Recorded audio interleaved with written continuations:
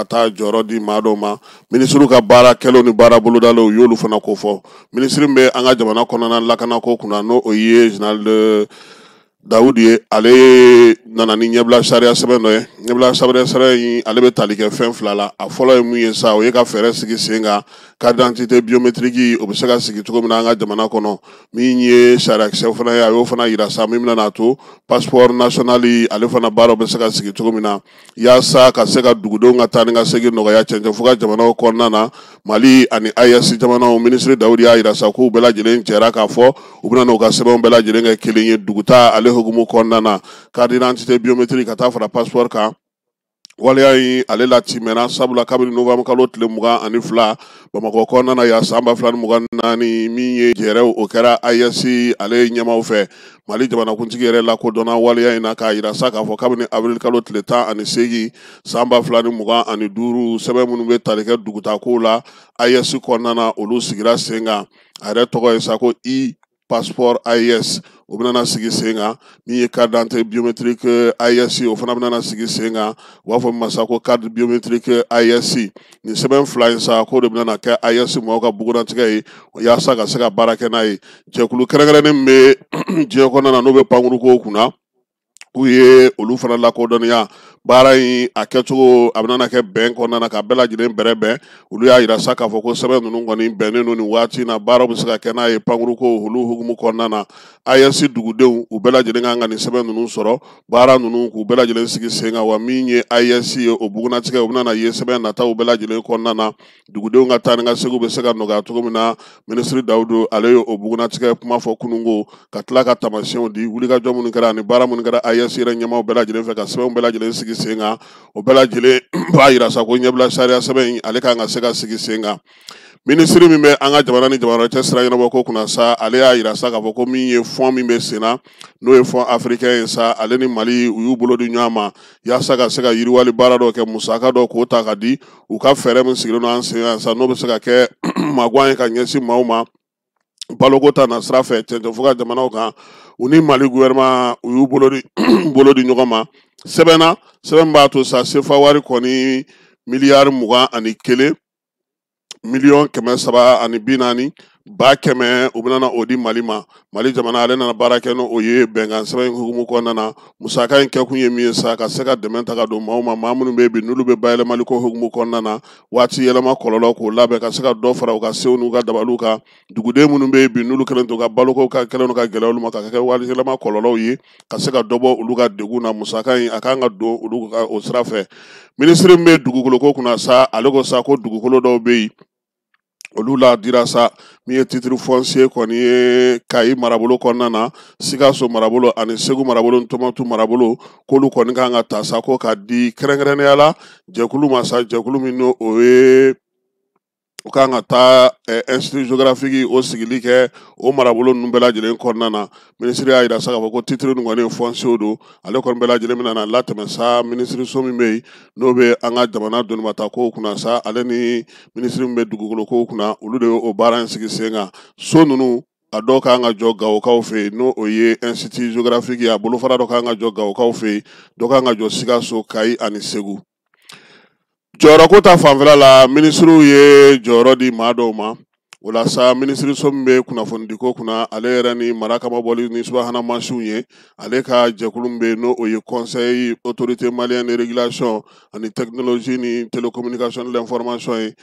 ani poste a ye jɔyɔrɔ di olu mɔgɔw ma Ablaye Kulubali ale min ka ko bɛɛ lajɛlen bɛnnen don bɔlɔlɔ sira fɛ min ye nɛgɛjuru siraw olu sigili sen kan k'u lakɔlɔsili kɛ jɔyɔrɔ dira ale ma conseil autorité fana malienne de régulation fana hukumu kɔnɔna na fana u ye jɔyɔrɔ di Isaka Albabidu ale ma ale fana ye sariya dɔnbaga ye minisiriw ka baara ni baara bolodaliw hukumu kɔnɔna na sa minisiri min bɛ baarako kunna an ka jamana kɔnɔ ale ye conseil de ministre ladɔnniya sa k'a yira k'a fɔ ko olu kɔni ye sɛbɛn dɔ kɛ sɛbɛn min bɛ tali kɛ Mali yɛrɛ gouvernement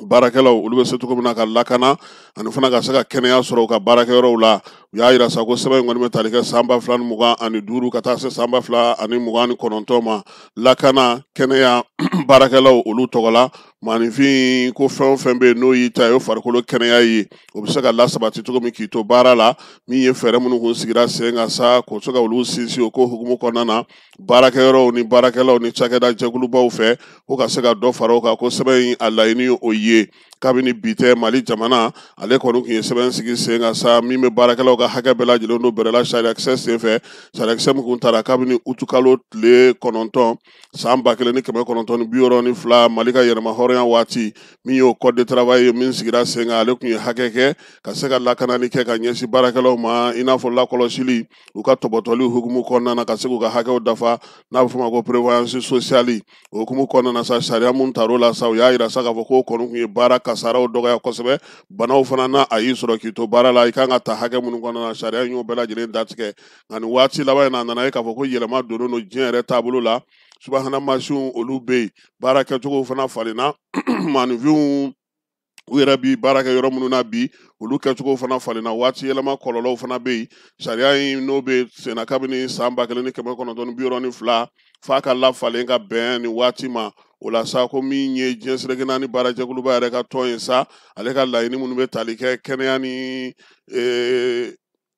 lakana na baarakɛyɔrɔ la ko o kɔni Mali y'o sɛbɛn dɔ tɔgɔ dɔ bila san 2002 san o bɛ tali kɛ sa k'a yira sa ko jagoyalen don Mali ka bi a ka se ka falenw kɛ falen minnu bɛ tali kɛ diɲɛ yɛrɛ taabolo la yaasa ka se ka don o hukumu in kɔnɔna na sa gouvernement yɛrɛ y'a ye k'a fɔ yɛlɛmaba minnu bɛ yen ani degun minnu bɛ yen baarakɛlaw yɛrɛ ka gun kan o de la sa u ye nin fɛɛrɛ in sigi sen kan kɛnɛya ani lakana ko la baarakɛyɔrɔw la ka se ka kɛ fɛn ye fɛn min bɛ tali kɛ diɲɛ seleke naani ta la ani an yɛrɛ taw ka se k'o sariyaw bɛɛ lajɛlen sigi sen kan minisiri Fasun Kulubali ale de kɔni ye nin ko in fɔ a ko fana ko min ye sɛbɛn ye a bɛ tali kɛ sɛbɛn lawaleyali la sɛbɛn min n'o talen don Mali yɛrɛ fɛ Malikura ko hukumu kɔnɔna na n'o ye ka Malikura ɲɛtaa sira k'ale la sabati ka bɛn san 2063 ma ani fɛɛrɛ min sigilen don yiriwaliko ta nasira fɛ ani ɲɛtaa san 2024 san 2033 n'o ye Mali gouvernement ka cakɛ baara bolo dɔ ye.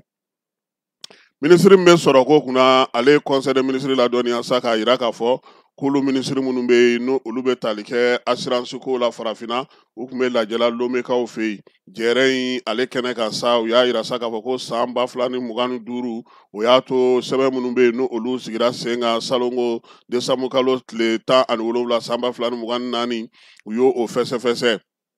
fɛsɛfɛsɛli fana ye tali kɛ mun na tuguni baara minnu kɛra ni laɲiniw kɛra u fɛ sa conseil des ministres fɛ sa u y'o fana fɛsɛfɛsɛ jateminɛ minnu kɛra k'a fɔ ko ka baarabaw sigi sen kan experts olu ka san 2024 baara hukumu kɔnɔna na u y'o fana fɛsɛfɛsɛ nin bɛɛ lajɛlen tɛmɛnen kɔfɛ sa min ye ministres ye u ye bɛnkan sɔrɔ sa k'a fɔ ko conférence in kɔni min sigilen don assurance ani sugubulon kan an ka jamana farafinna jamanaw kɔnɔ ko olu ye laɲini dɔw kɛ laɲini ye min ye sa o ka yɛlɛma don u ka sɛbɛnw na n'o y'u ka statut ni règlement ye farafinna ale tɔgɔ la sugubulon sigiriko la ani assurance ko la min ye fana u ye bɛnna fɛn wɛrɛ kan sa o ye ka yɛlɛma fana don u ka sɛbɛn min bɛ tali kɛ code assurance ale la ka kɛ ni anw fanfɛ jamanaw olu ye kɛrɛnkɛrɛnnenya la u y'a yira fana k'a fɔ ko min ye nin waati in na wari bayɛlɛmali ni wari yuruguyuruguli o bɛ se ka kunbɛn cogo min ka kɛ ni bamanciwale ni walekɛbaw ka ko cɛjugu ye ani jɛkulu marafatigiw ani ka marifa kɛ ka baaraw kɛ yɔrɔ maaw mago sa ko olu bɛɛ lajɛlen kɔn ni jateminɛ sugubulon sigicogow la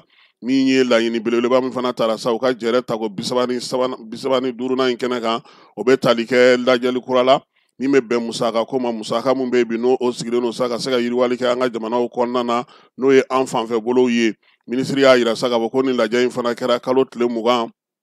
ani 5 juin kalo tile 25 n'a tile 26 o kɛra Mauritaniekaw fɛ Nouakchott min ye centre régional de fonds monétaire international ye sa ale bɛ yiriwali baara minnu kɛ ka se ka dɔ di farafinna an fanfɛ bolo yiriwali hukumu kɔnɔna na jamana 10 minnu bɛ o la sa ale ni jɛkulu minnu bɛ la sa n'o olu dɔw yɛrɛ bɛ baara kɛ UEMOA fana kɔnɔna na u bɛɛ lajɛlen bɛnna mun kan sa o ye k'a fɔ ko ka fɛɛrɛ kuraw sigi sen kan ɲɛdan kuraw ka se ka kɛ sa yɛlɛma ka se ka kɛ kuma tɛ nin waati na fɛn minnu bɛ yen u yɛrɛ ka laɲiniw belebelew ye minnu ye falen ka se ka don o la bɛn kɛra min kan sa o ye k'a fɔ ka musaka ko ka o lajɛ k'o la kurakuraya jɛkulu yɛrɛ ka baara kɛcogo fana na ka se ka o fana sigi sen kan u y'a yira sa k'a fɔ ko baara minnu kun kɛra ani baara minnu bɛna sigi sen kan san 2025 kɔnɔna na u bɛnna o fana ka musaka mun kan ka don a la ka se ka baara kɛ fo ka taa se san 2026 ma u y'o fana jateminɛ u yɛrɛ ka musaka minnu bɛ yen n'o o kun y'u ka taabolo duurunan musakako ye u y'o fana lajɛ k'o lakurakuraya u y'a yira sa ko jamana minnu b'a kɔnɔna na bɛɛ lajɛlen k'i jija sa i ka se k'i ka baaraw kɛ ka kɛ ni u ye laɲini min kɛ n'o ye laɲini duurunan in ye santiri ale hukumu kɔnɔna na Mali ale sugandira san 2 ale ka kɛ santiri ɲɛmaa ye k'a daminɛ juin kalo tile 26 tɛmɛnen na san 2025 walasa Mali u y'a sugandi fana tuguni k'a yira sa k'a fɔ ko min ye ko in yɛrɛ ɲɛnabɔba jɛkulu ye n'o y'a comité d'orientation ye ko Mali ka kɛ o fana ɲɛmaa ye nka o ye san 1 ye minisiri min bɛ yen ni ale bɛ dugu jukɔrɔ nafa ko kunna a ye conseil de ministre ladɔnniya sa k'a fɔ ko min ye jɛrɛ seginna n'o ye jamanakuntigi ka jɛrɛ seginna ye ka kɛ ni autorité de développement intégré n'o ye Liptako Gourma ale ka jɛrɛ ye sa k'o kɛra nin juillet kalo tile 11 san 2025 jɛkulu in ko tɔgɔ yɛlɛma k'o yera la koyi a bɔra autorité la ka kɛ nin waati in na agence ye agence min bɛ tali kɛ kɛrɛnkɛrɛnnenya la sa yɛlɛmali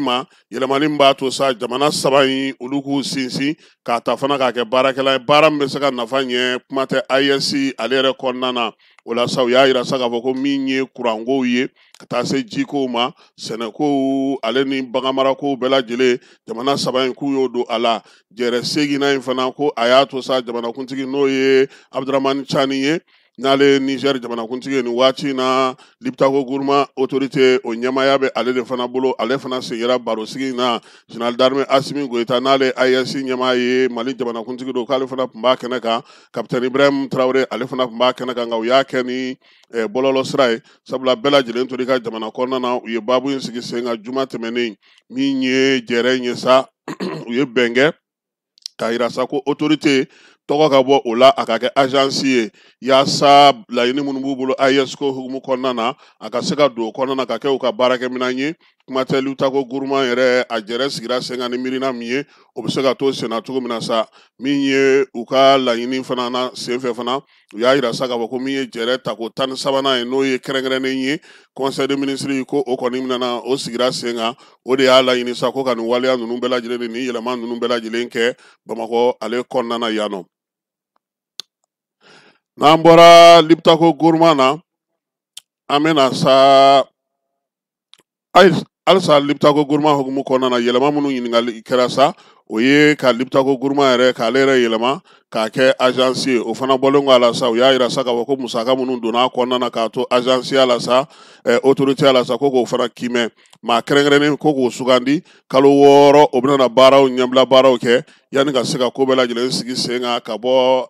autorité la ka kɛ agence ye kɛrɛnkɛrɛnnenya la ko kan ka o baara kɛ minisiri min bɛ kɛnɛya ko kunna an ka jamana kɔnɔ sa ale ye conseil de ministre ladɔnniya k'a yira sa banaw taabolo bɛ cogo min na kɔni y'a yira sa k'a fɔ ko dengue bana kɔni o jɔra kosɛbɛ ka tɛmɛ dɔgɔkun tɛmɛnen kan jamanakuntigi ale y'a ɲini maaw fɛ sa ko bɛɛ k'i hakili to i yɛrɛ la min ye dugudenw ye k'u ka tangalanw k'u taalan ye min ye jɔntɔ yɔrɔ la ko o kɔrɔcogo k'o ka ɲi conseil de ministre ale kɛra juillet kalo tile 16 san 2025 secrétaire général du gouvernement n'o ye Birama Kulibali ye ale ye chevalier de l'ordre national